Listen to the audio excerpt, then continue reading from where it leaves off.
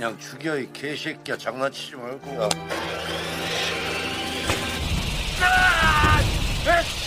이 새끼야 일로 와. 야 개새끼.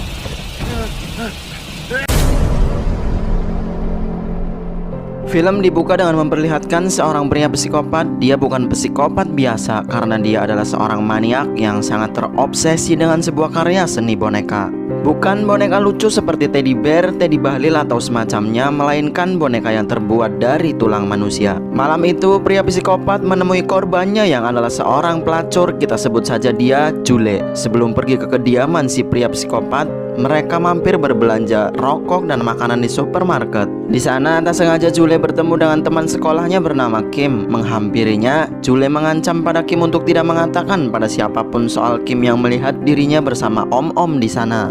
Jule mengaku om-om tersebut adalah pamannya pada Kim. Di sana Kim berbelanja ditemani oleh ayah dan ibunya yang bernama Suna. Di kediaman pria psikopat, untuk mempermudah penyebutan namanya, kita singkat nama pria psikopat menjadi Pepe. Sebelum melakukan aksi kejinya, Pepe kembali mencari korban baru melalui aplikasi kencan. Pepe menamai akun miliknya dengan nama Mini Pes. Singkatnya, setelah mendapatkan target berikutnya, Pepe yang sebelumnya sudah membuat Jule tak sadarkan diri dan sudah mengikatnya pun kini bersiap untuk melakukan aksinya. Berbekalkan kertas gambar desain boneka, meteran, gergaji besi, Pepe menciptakan sebuah karya seninya itu di rumahnya. Kejinya, Pepe memotong bagian tubuh Jule dengan kondisi Jule masih dalam keadaan sadar, membiarkannya merasakan sakit yang luar biasa. 3 hari kemudian, Kim bersama ibunya mengunjungi toko kue untuk merayakan acara ulang tahun Kim nanti malam. Saat Kim sedang menunggu ibunya membayar pesanan kue, di luar Kim melihat Pepe ada di sana. Dengan polosnya, Kim menghampiri Pepe, mengatakan bahwa semalam dirinya melihat Pepe bersama Jule di supermarket. Tak selang lama, Suna yang keluar dari toko melihat anaknya bersama dengan pria yang tidak dia kenal. Suna pun langsung memanggil Kim. Kim menjelaskan pada Suna siapa pria yang tadi mengobrol dengannya. Dia adalah paman dari teman sekolahnya. Mengetahui hal itu, Suna merasa tenang. Namun saat mereka pergi, terlihat Pepe melemparkan pandangan yang sangat aneh pada mereka.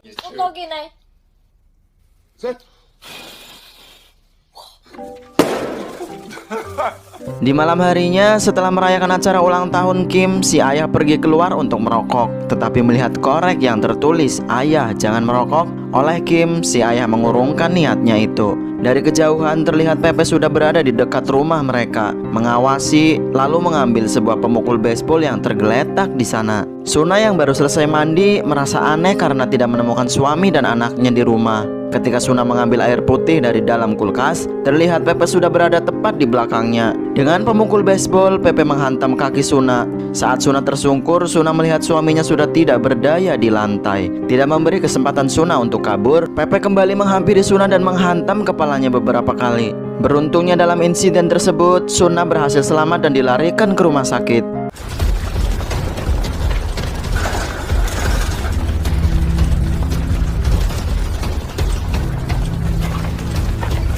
Salah seorang dokter bedah bernama Cholmin yang menangani Suna terkejut mengetahui golongan darah yang dimiliki Suna adalah termasuk golongan darah yang langka. Sebelum operasi dilakukan, Cholmin meminta suster untuk menghubungi keluarga Suna. Namun suster mengatakan Suna adalah seorang yatim piatu. Suami dan anaknya pun juga telah tewas di tempat kejadian. Meskipun belum mengetahui siapa nanti yang akan menanggung biaya rumah sakit Suna, tetapi Cholmin dan para petugas medis lain tetap menanganinya, berusaha keras untuk menyelamatkan nyawanya. Tidak seperti para petugas medis di sebuah negara yang ada BPJS-nya, tapi saya sudah lupa di negara mana itu.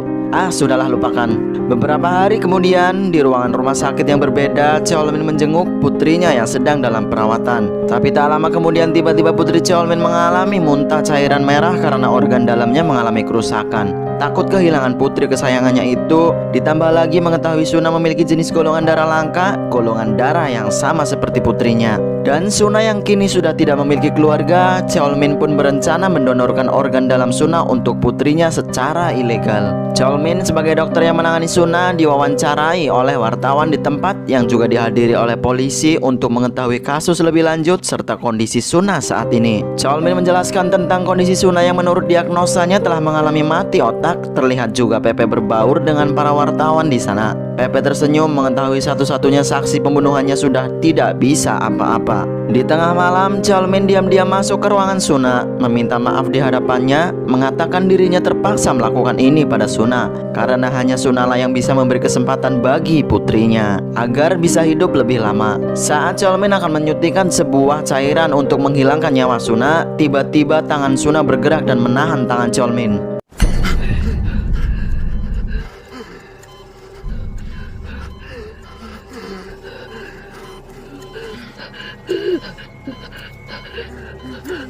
Dua tahun kemudian, Suna kini telah pulih meskipun kedua kakinya mengalami kecacatan. Namun beruntung dia selalu ditemani oleh sahabatnya bernama Hyejin. Di jalan di tengah-tengah kerumunan orang, Suna melihat seorang pria dengan pawakan sangat mirip dengan pria yang telah membantai keluarganya. Masih menyimpan dendam dengan rapi di hatinya pada pria tersebut. Meskipun menggunakan kursi roda, Suna menghampirinya dengan cepat. Namun setelah Suna berhasil menangkapnya, ternyata dia bukanlah pria yang dimaksud. Ditemani Hyejin, Suna pergi ke kantor polisi untuk menanyakan kembali tentang perkembangan kasusnya. Namun tidak di mana-mana, tahu sendirilah ya.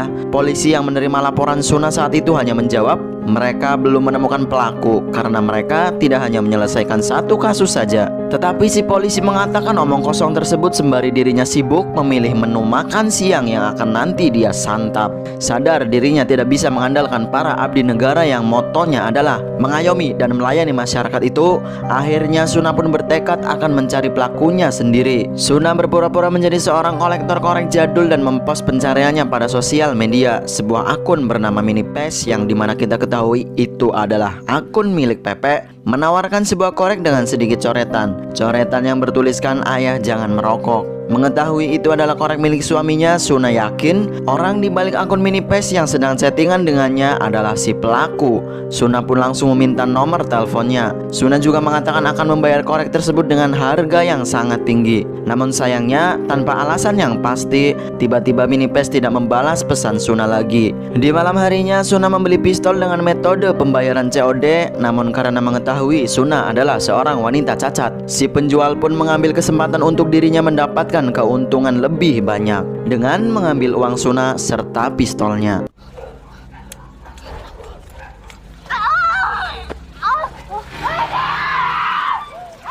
Mengalami hari-hari yang berat, beruntungnya Suna masih memiliki Hyejin yang selalu setia berada di sampingnya. Bersama dengan Hyejin, Suna merayakan acara ulang tahun mendiang anaknya. Untuk membuat Suna merasa lebih baik, Hyejin membuka bajunya, menunjukkan satu payudaranya yang telah dioperasi. Hyejin mengungkapkan dirinya telah mengalami kanker payudara. Dokter bahkan mendiagnosa dirinya hanya memiliki waktu 3 bulan lagi, yang mana hal itu membuat suami dan keluarganya pergi meninggalkannya. Hyejin mengatakan jika dibandingkan dengan Suna masih lebih beruntung darinya karena meskipun cacat dan kehilangan keluarga, Suna masih memiliki tubuh yang sehat. Dengan kondisi tubuh Hyejin yang digerogoti sel kanker, Hyejin tidak bisa menolong orang lain untuk mendonorkan organ tubuhnya kepada para pasien yang saat ini sangat membutuhkannya. Besoknya, Suna menemui Cheolmin menawarkan sebuah kesepakatan kerja sama padanya. Suna ingin Cheolmin membantunya menangkap seseorang.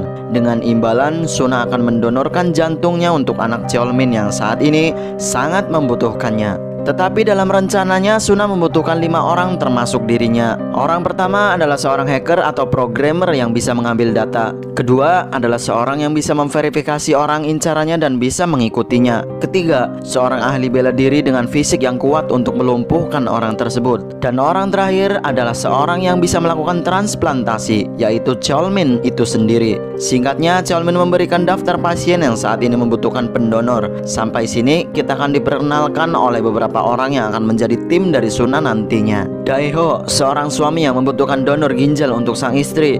Baek, seorang pria yang membutuhkan donor kornea untuk dirinya sendiri. Dan Jeongha, seorang investigator wanita yang membutuhkan donor hati untuk sang ibu. Suna pun menemui mereka satu persatu, tetapi karena melihat dari penampilan Suna yang kurang meyakinkan bagi mereka, Suna pun ditolak oleh mereka semua. 안 돼! 내가 그 사람들을 왜 만나! 아직 모든 걸 내놨어. 나를 살고 있지? 난 그래, 경찰 신고라도 하면 어쩔 건데? 어? Suna meminta Cheolmin untuk membantunya meyakinkan semuanya. Dengan lisensi dokter yang ia miliki, Cheolmin berhasil mempertemukan kembali Daeho, Jeongha, dan Baek dengan Suna satu persatu. Suna menjelaskan pada masing-masing tentang rencananya. Bila mereka mau menerima kesepakatan dan berhasil membantunya, masing-masing dari mereka akan mendapatkan imbalan organ dalam yang mereka butuhkan dari Suna. Singkat cerita, mereka semua pun menerima kesepakatan tersebut. Jeongha yang berhasil menemukan alamat dari pelaku yang Suna cari, dilanjutkan dengan Baek yang masuk ke dalam rumahnya untuk memastikan lagi bahwa pria tersebut adalah si pelakunya. Dan Daeho sebagai finishing pun berhasil mengajar dan menangkap orang tersebut, lalu membawanya pada Suna.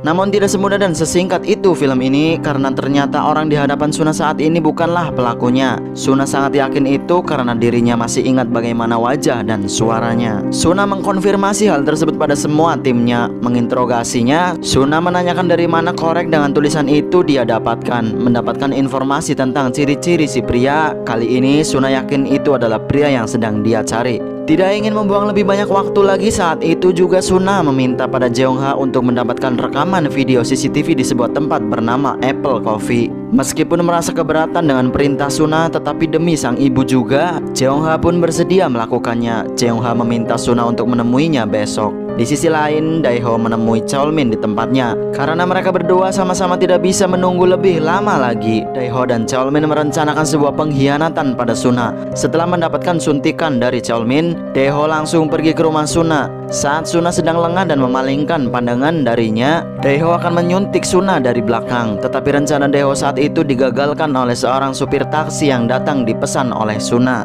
Dengan taksi tersebut, Suna pergi menemui Jeongha. Jeongha ternyata tidak sendirian menemui Suna. Jeongha membawa bos rentenir dan juga beberapa anak buahnya. Jeongha telah menjual Suna pada bos rentenir untuk membayar seluruh hutang-hutangnya. Jeongha juga meminta satu ginjal milik Suna pada bos rentenir untuk ibunya. Namun tiba-tiba bos rentenir menghajar Jeongha, mengatakan bahwa Suna hanya cukup untuk membayar bunga hutang Jeongha saja. Jeongha sendirilah yang akan menjadi pelunas hutang pokoknya. Tapi beruntung Daeho menyusul ke sana, menghajar semua anak buah bos rentenir, lalu membawa Jeongha dan Suna ke tempat Cheolmin. Karena masing-masing dari mereka sebelumnya belum pernah bertemu satu sama lain, mereka semua kebingungan dengan apa yang sebenarnya terjadi. Rencana awal Suna memang sengaja tidak mempertemukan mereka satu sama lain demi untuk keselamatan mereka semua. Namun di luar dari rencananya, karena kini semua orang telah berkumpul, Suna mengancam akan menelan pil yang dipegangnya, dimana jika pil tersebut ditelan olehnya, maka semua organ dalam Suna akan terkontaminasi dan tidak layak lagi untuk didonorkan. Saat semuanya sudah tenang, Suna lalu menceritakan tentang siapa orang yang sebenarnya sedang mereka buru.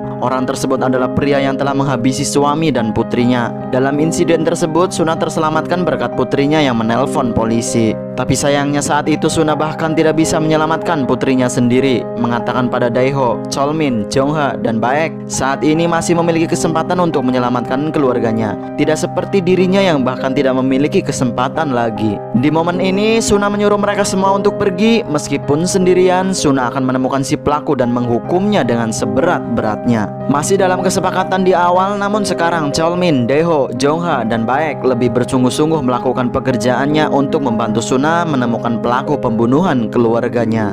Baek dan Daeho bahkan membuatkan mesin eksekusi khusus untuk Suna nanti menghukum si pelaku. Di sisi lain, Pepe yang kini telah mendapatkan korban baru sedang bersiap-siap untuk mengeksekusinya. Si korban yang sadar bahwa dirinya kini dalam bahaya mencoba untuk kabur. Namun sayangnya Pepe berhasil menangkapnya dan membuat si korban berakhir menjadi boneka tulang dengan rambut asli yang dipotong rapi dari kepalanya. Dari catatan telepon di tempat Apple Coffee yang dia dapatkan dari Jeongha, Suna berhasil menemukan nomor telepon Pepe. Suna yang masih mengingat jelas suara Pepe terdiam sejenak. Singkat cerita, Pepe keluar dari rumahnya. Ditemani Baek, Suna mengawasinya dari dalam mobil. Dirasa Pepe sudah pergi jauh dari sana, Baek mensabotase sandi kunci pintu rumah Pepe, membuat nantinya pintu rumah Pepe bisa dibuka dengan sandi berapapun. Untuk memastikan pria itu adalah benar-benar yang ia incar, Suna mengecek sendiri ke dalam rumah. Sementara Baek menunggu Suna di dalam mobil sembari mengawasi keadaan sekitar. Di dalam kediaman Pepe, Suna melihat boneka besar terpajang di sana. Buku galeri milik Pepe yang mengungkapkan siapa sebenarnya dia. Ternyata dia adalah seorang seniman terkenal bernama Jaewok. Suna juga melihat beberapa rambut terpasang rapi pada boneka ukir yang dipastikan itu adalah rambut dari para korban Pepe. Terlihat dari keterangan secara jelas yang tertera pada setiap boneka. Di antara boneka-boneka yang terpajang, Suna melihat kalung milik putrinya. Suna mencoba mengambilnya, namun bertepatan dengan itu, Jaewok menekan kunci sandi pintu akan masuk ke dalam. Jaewok yang menyadari ada beberapa benda miliknya yang berpindah dari tempat semula.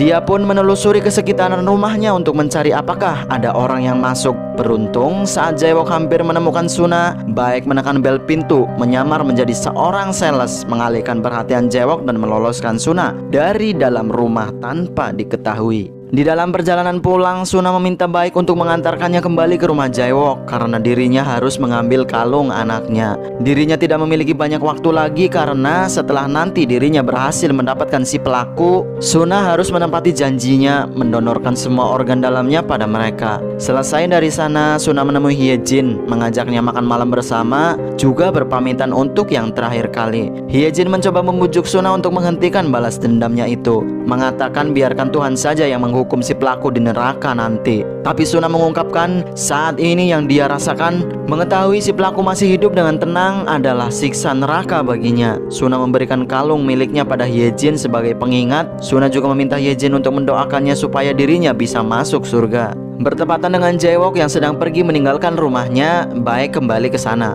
Baek berencana mengambil kalung milik anak Suna sebagai hadiah untuk Suna. Di dalam rumah, Baek tidak menyadari bahwa Jaewok kini telah memasang rumahnya dengan CCTV yang tersambung pada ponselnya. Melihat penyusup masuk ke dalam rumahnya, Jaewok pun bergegas pulang. Dari luar ruangan Jaewok berada saat ini, terlihat Daeho sedang mengawasinya. Namun Daeho tidak menyadari bahwa Jaewok telah meninggalkan tempat tersebut. Saat Baek berhasil mengambil kalung anak Suna, Baek yang akan keluar dari sana langsung dibuat tak sadarkan diri oleh Jaewok. Awalnya Jaewok mengira Baek hanyalah seorang pencuri biasa. Namun setelah menggeledah pakaian Baek, Jaewok menemukan surat dari Suna yang berisi tentang misi mereka untuk menangkapnya.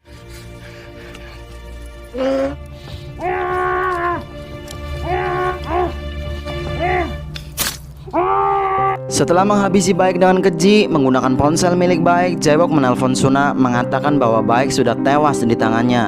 Terkejut mendengar hal tersebut, namun saat ini dengan kondisinya Suna tidak bisa melakukan apa-apa. Daeho yang baru menyadari ternyata Jaewok telah pergi dari sana pun pergi ke rumah Suna. Di sisi lain, Jaewok yang mengetahui alamat rumah Suna dari surat langsung pergi menuju ke sana. Yang ternyata alamat tersebut membawanya ke rumah Hyejin. Karena setelah Suna mengalami cacat, Hyejinlah yang membantu Suna untuk mengirim dan menerima surat-suratnya. Jaewok melihat kalung yang sama dipakai oleh Hyejin. Untuk melindungi Suna, Hyejin mengaku dirinya sebagai Suna yang ingin membalas dendam pada Jaewok. Bertepatan dengan Jaewok yang telah membakar rumah Hyejin bersama Hyejin di dalamnya, Suna dan yang lain tiba di rumah Hyejin. Bukan hanya keluarga yang direnggut darinya oleh Jaewok, tapi orang-orang yang dekat dengannya pun tidak luput menjadi korban, dihabisi oleh Jaewok satu demi satu.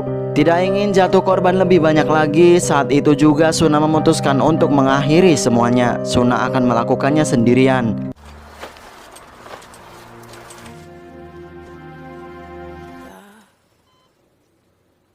아빠 얼른 장가부터 보내야. 이래서 여자가 붙겠어? 지연이네 잡것이 지어낸 얘기 아니야. 자고만 Tidak membiarkan Suna pergi sendiri, Daeho, Cheolmin, dan Jeongha berkumpul menyusul Suna. Sementara Suna sendiri yang kini mengunjungi makam anak dan suaminya tertangkap oleh Jaewok. Saat Jaewok akan menjatuhkan Suna dari tangga, Daeho berhasil menyusul dan menyelamatkan Suna. Suna meminta Daeho untuk tidak perlu mengkhawatirkan dirinya. Suna meminta Daeho untuk mengejar Jaewok sebelum kehilangan jejaknya.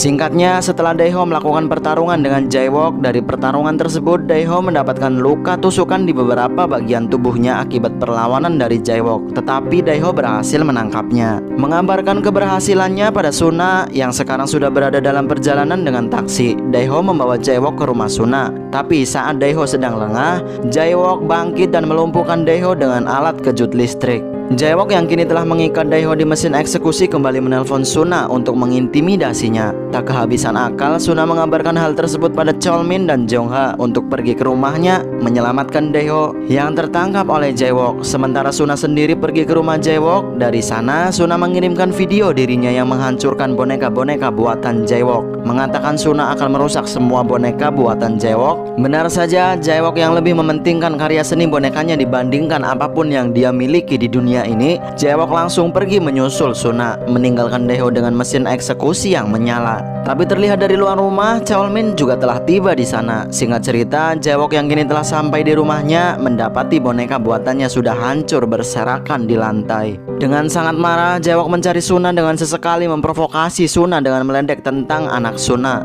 Tujuannya agar Suna marah dan keluar menghampiri dirinya. Jaewok tidak sadar jika di beberapa titik dalam rumahnya telah dipasangi jebakan oleh Suna.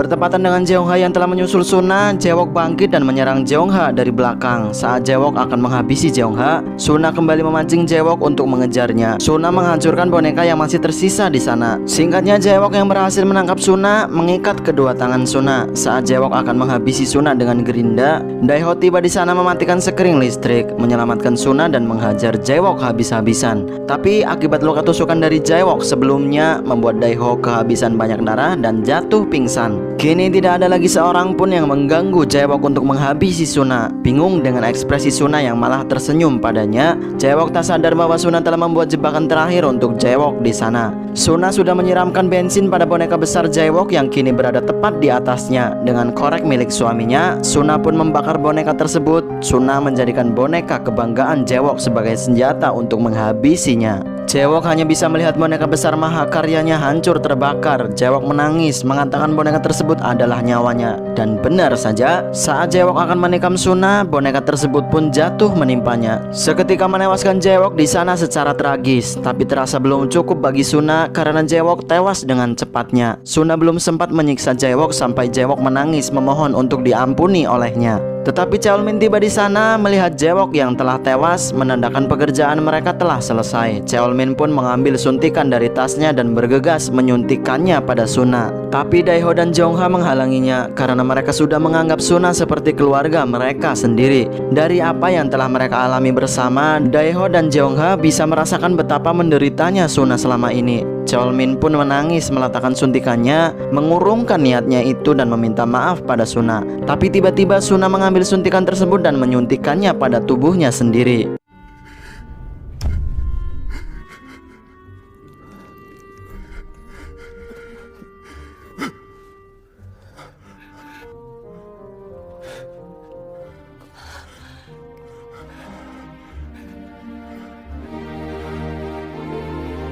Scene diakhiri dengan memperlihatkan Cheolmin yang sedang jogging bersama putrinya, Daeho yang sedang makan bersama dengan istrinya, Jeongha yang membuat kimchi bersama ibunya, menandakan transplantasi organ dalam dari Suna sukses dengan lancar dan film pun selesai. Kira-kira seperti itulah kisah dari film The Five yang dirilis pada tahun 2013. Pelajaran yang bisa kita petik dari film ini adalah balas dendam hanya membuatmu menggali dua liang lahat. Satu untuk musuhmu dan satunya lagi untuk dirimu sendiri. Itu. Sekian dari saya, sampai bertemu di lain waktu. Wabillahi taufik wal hidayah. Wassalamualaikum warahmatullahi wabarakatuh. وإن عاقبتم فعاقبوا بمثل ما عوقبتم به ولئن صبرتم لهو خير للصابرين